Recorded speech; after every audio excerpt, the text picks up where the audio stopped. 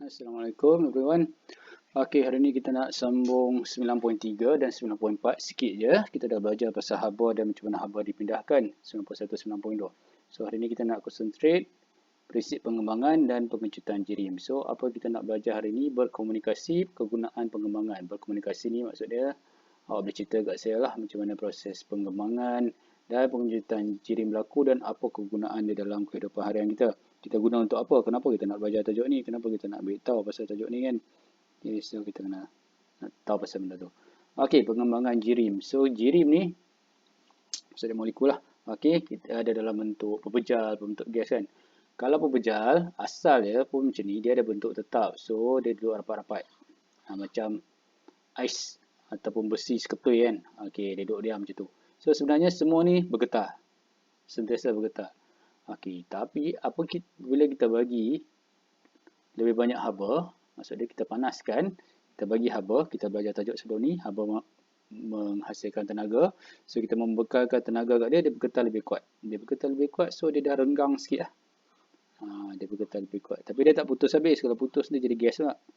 Okey, so dia renggang lagi jauh, lagi jauh, lagi jauh. Maksud dia, apa dia? Dia mengembang.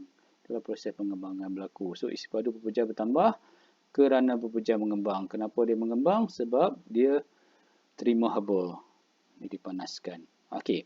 Kalau kita sejukkan pula, dia akan rapat balik lah. Macam awak ada air, awak sejukkan dia, tiba-tiba jadi ais ketui, ais cube kan. So sebab dia dah masuk lagi rapat, lagi rapat, lagi rapat. So dia mengecut. Kita panggil benda tu.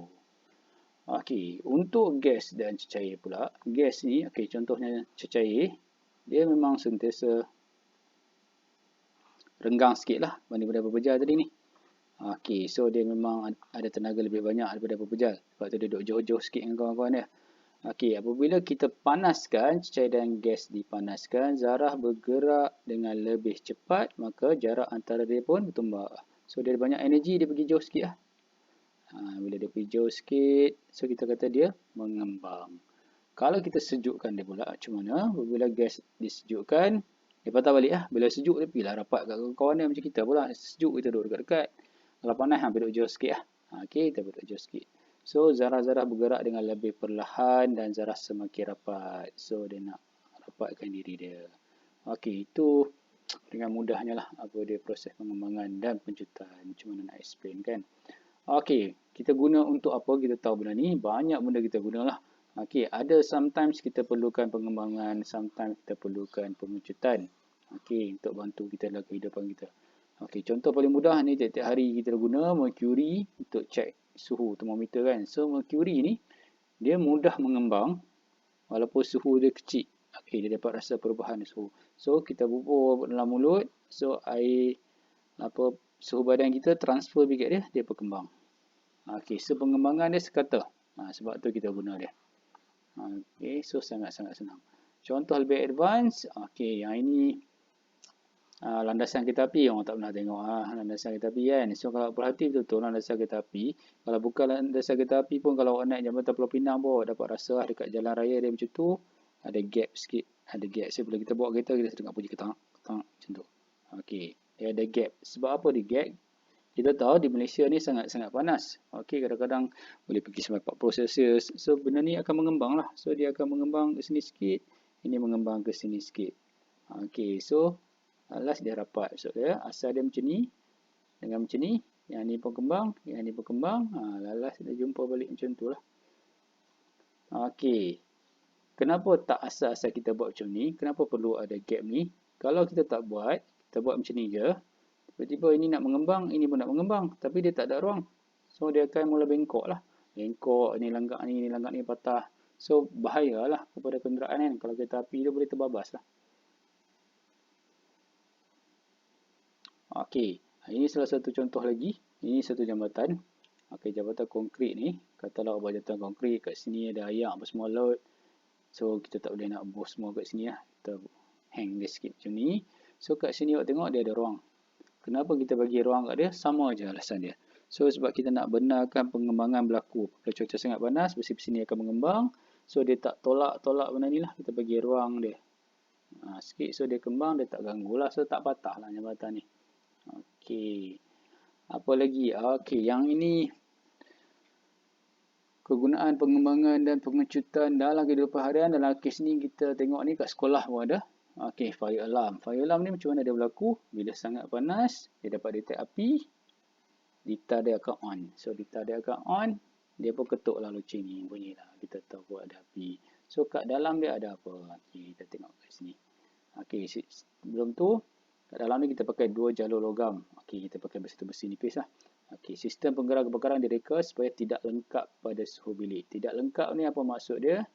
Tak ada arus mengalir. Okey, tak lengkap lah kita tu. Ni kat dalam dia. Okey, ni kat dalam dia tadi. So, ini asal dia. Kita set dia macam ni. Ada bateri, arus mengalir sampai sini. Tapi kat sini ada gap. Bila ada gap ni, arus tak boleh jump pergi kat sini. So, kat sini semua ni tak ada arus lah ni. So, bila tak ada arus, loceng ni tak boleh ketuk lah. So, dekat bahagian ni, okay, tengok bahagian ni. Ini asal dia. So, bila panas, dia bengkok lah. Dia mengembang. So, bila dia mengembang, dia sentuh lah kat sini. Bila sentuh kat sini, litar jadi lengkap lah. Arus boleh mengalir kat sini. So, bila arus boleh mengalir, loceng ni kena ketuk lah. So, bunyi lah. So, kita tahu lah ada kebakaran berlaku.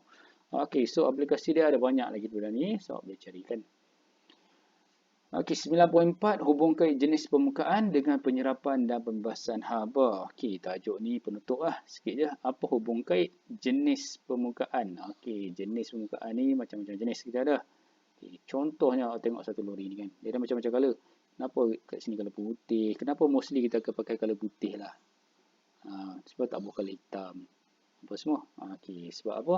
Warna cerah tidak menyerap haba dengan banyak. Kalau perasan awak tengok kereta, selalunya kita color merah, kita color hitam dengan kita color putih. Dua-dua selalu duduk parking kat luar kan. Tapi kereta hitam tu lama-lama warna hitam dia tak hitam sangat lah. Ada kelabu-kelabu lah, ada buruk-buruk sikit lah. Jadi kereta merah tu warna dia pun dah muram sikit kan, dah pudar lah. Sebab apa?